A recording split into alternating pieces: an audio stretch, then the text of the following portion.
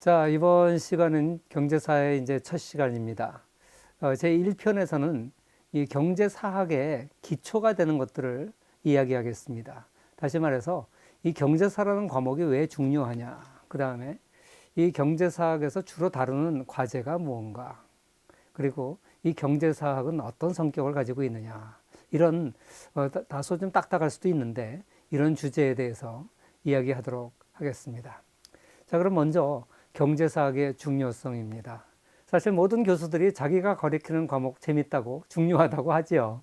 저도 마찬가지인데 경제사라는 것을 왜 우리가 공부해야 되는가 거기에 대해서 이야기하도록 하겠습니다. 사실 과거를 모르면 역사를 모르면요 모든 것이 다 새로워 보여요. 남들 다 알고 자기가 모르는 건데 마치 어떤 사람은 대단한 것을 발견한 것처럼 호들갑을 떨어요. 다 아는 사람이 볼 때는 정말 무식한 겁니다. 이런 사람이 의외로 많아요. 그래서 여러분들이 역사를 알아야 무식하다는 소리를 안 듣습니다. 그리고 우리가 이 역사라는 것도 나의 역사뿐만 아니라 남의 역사도 알아야 돼요. 사람이 뜨거운데 뒤어봐야 뜨거운 걸 알면 바보죠. 다른 나라에서 벌써 과거에 어떤 경험을 했을 때 그 경험을 잘 공부해서 우리가 같은 잘못을 범하면 안 됩니다. 현명한 사람은 남의 경험으로부터 배우는 사람입니다. 비스마르크가 그런 얘기를 했죠. 어리석은 사람은 자기 경험에서만 배우는데 현명한 사람은 타인의 경험에서 깨닫는다. 이런 얘기를 했습니다. 그리고 또 우리가 잘 아는 윈스턴 처칠 있죠. 이런 얘기를 했습니다. 더 멀리 바라볼 수 있다면 그만큼 더 앞을 잘 내다볼 수 있다. 얼마 전에 그 다키스트 아워라는 그 처칠을 다룬 영화가 나왔었습니다. 그 재밌게 봤는데요. 정말 2차 세계대전을 승리로 이끈 영국의 수상이었죠. 그래서 이 현실적으로 정치를 하는 데 있어서도 과거를 잘 알아야 됩니다. 어떤 사람들은 아이고 쾌쾌 묵은 과거에 대해서 우리가 뭐 그렇게 공부를 해야 되냐, 미래가 더 중요한 거 아니냐 이렇게 생각하는 사람들이 있어요. 그런데 모든 역사는 사실 현대사입니다.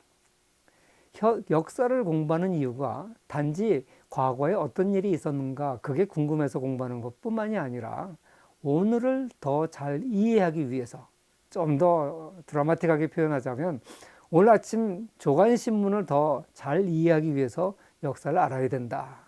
이런 얘기를 했습니다. 이탈리아의 철학자 베네데토 크로체라는 사람이 이런 얘기를 했어요. 모든 역사는 현대사다. 이런 얘기를 했죠. 그리고 우리가 과거를 공부한다고 했을 때, 역사를 공부한다고 했을 때 과거에 있었던 시시콜콜한 이야기를 공부하는 게 아닙니다. 사실 어른들, 젊은이들 용어로는 꼰대라 그러는데 이 꼰대의 특징이 뭐냐? 아무런 나한테는 관심도 없는데 나한테 자꾸만 옛날 얘기를 하는 겁니다. 나 땐 말이야. 라떼 is horse라는 말을 하죠. 나 땐 말이야. 옛날엔 이랬단 말이야. 이러면서 그냥 별로 중요하지도 않은 시시콜콜한 과거 얘기를 늘어놓는, 이게 역사는 아닙니다. 역사라는 것은 어떤 디테일도 중요하겠지만 그게 현대에 어떤 의미가 있을 때 중요한 거고요. 그리고 역사서부터, 과거에서부터 현재까지 이어오는 어떤 트렌드, 이게 중요한 겁니다. 그래서 이 트렌드를 이해할 때 우리가 그걸 연장시키면 미래가 되는 것이죠. 그래서 이 역사에서 이 교훈을 얻어야 됩니다. 오늘날 21세기를 살고 있는 오늘날 우리 대한민국을 둘러싼 열강의 그 모양이 19세기 말에 한반도 상황하고 비슷하겠다 그럽니다. 우리가 나라를 빼앗기기 직전에 19세기 말 한반도 상황이 어땠습니까? 평생을 청나라를 종지국으로 섬기고 있었던 조선 왕조는 세상이 바뀐 줄 모르고 계속적으로 청나라가 세계의 중심이라고 생각했습니다. 사실 1842년에 아펜 전쟁을 겪으면서 이미 청나라는 종이 호랑이다, 과거에 호랑이인 줄 알았는데 이제는 아무런 힘을 못 쓰는 종이 호랑이다. 이런 이제 평판이 널리 알려졌는데 우리 조선에서는 그걸 모르고 있었습니다. 그래서 계속 청나라에 의지하려고 하다가 청일전쟁에서 일본이 청나라를 꺾으니까 거기서 이제 세상이 변한 것을 또 알아야 되는데 그렇지 않고 그 다음에는 러시아에 의지하려고 했습니다. 지금으로의 용어로 치면 중국을 의지하려고 그러다가 러시아를 의지하려고 그랬다는 것이죠. 반면에 일본은 우리와 마찬가지로 중국이 세계의 중심이라는 세계관을 가지고 있었습니다. 그런데 이 아편전쟁 때 중국이 영국에 굴복하는 것을 본 일본은 세상이 바뀌었구나 금방 이해를 하고 이제 서구 문물을 받아들이기 시작합니다.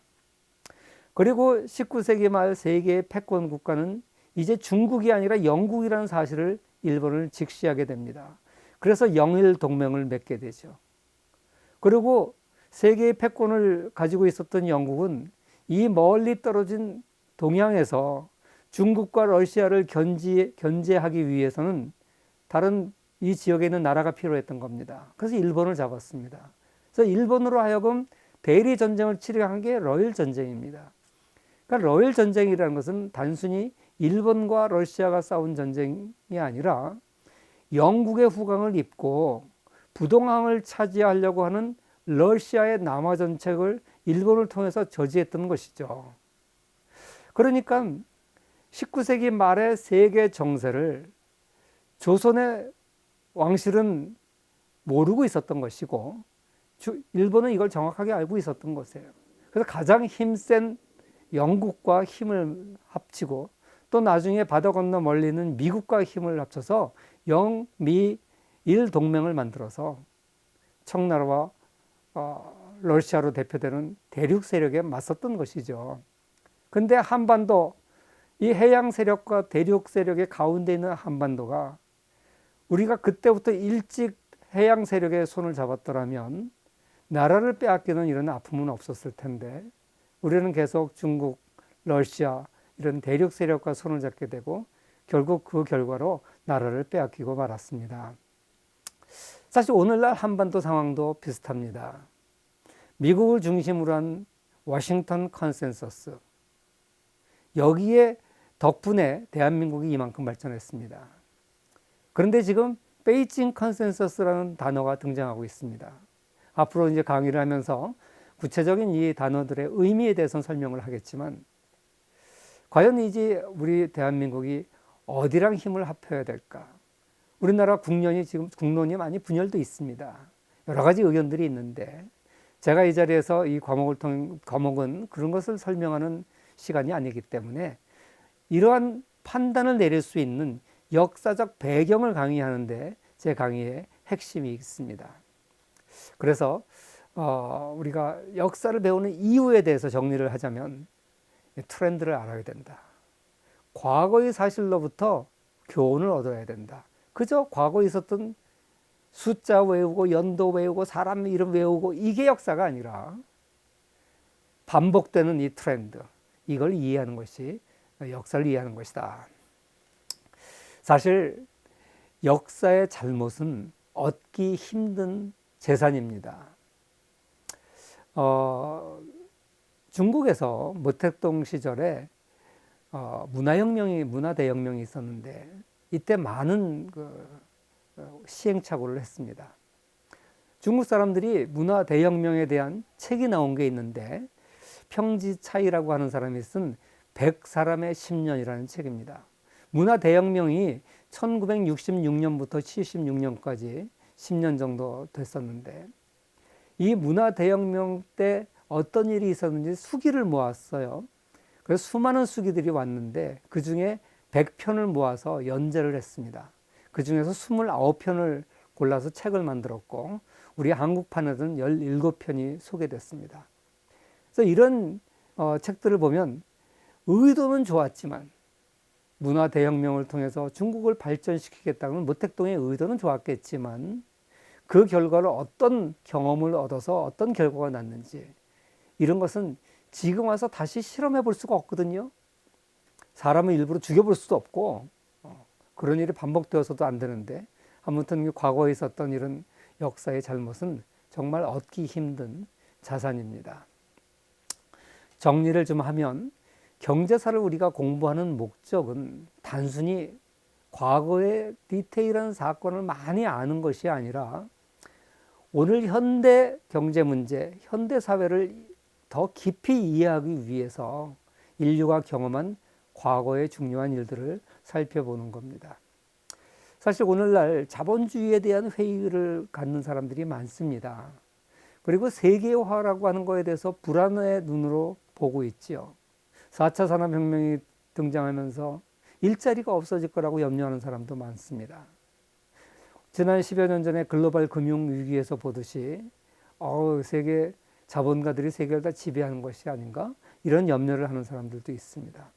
이렇게 현대 우리 세계 경제, 세계 사회가 직면한 문제들을 좀 더 깊이 이해하기 위해서 우리는 과거를, 경제사를 공부하는 것입니다. 지금까지는 경제사에 대한 일반적인 이제 그 중요성에 대해서 말씀을 드렸고요. 제가 마지막으로 이 학술 논문으로 나온 경제사의 중요성이라는 논문을 소개하고 오늘 강의를 마치겠습니다. 여기 그 사진에 있는 도널드 매클로스키라고 하는 사람입니다. 이 남자입니까? 여자입니까? 원래 도널드 그러면 도널드 덕. 여러분 만화 영화 도널드 덕 보면 디즈니 만화 남자죠. 남자 오리 아닙니까? 도널드 매클로스키니까 도널드니까 남자예요. 근데 사진은 여자 같죠. 이 사람이 트랜스젠더입니다. 그런데 이 사람이 시카고 대학 교수였는데 이 경제사학자 중에서 유명한 사람입니다. 이 사람이 쓴 논문 중에 Does the past have useful economics? 이런 논문이 있어요. 이게 무슨 말이냐면 이 과거는 경제학에 굉장히 도움이 되겠느냐 이런 이제 주제입니다. 여기 보시면 이제 표가 하나 있는데 AR, QJ, JP 이런 것도 있죠. AR은 American Economic Review고 두 번째 거는 Quarterly Journal of Economics입니다. 세 번째는 Journal of Political Economics입니다. 이 세 가지 학술 논문은 과거에 경제학계에서는 가장 권위 있는 학술지입니다. 여기 한 편 정도만 실어도 젊은 갓 PhD 때 딴 사람이 교수 자리 얻는데 지장이 없다 할 정도로 이 권위가 있는 학술지입니다. 왼쪽에 숫자가 써 있죠. 1925년에서 44년, 45년에서 74년. 이게 무슨 소리냐면, 그리고 옆에 이제 AER 4.4가 써 있는데 이게 무슨 소리냐면, 1925년부터 44년, 즉 제2차 세계대전이 끝나기 직전까지 이 20여년간 발표된 학술지의 전체 페이지 가운데 경제사 논문의 페이지의 비중을 말하는 겁니다.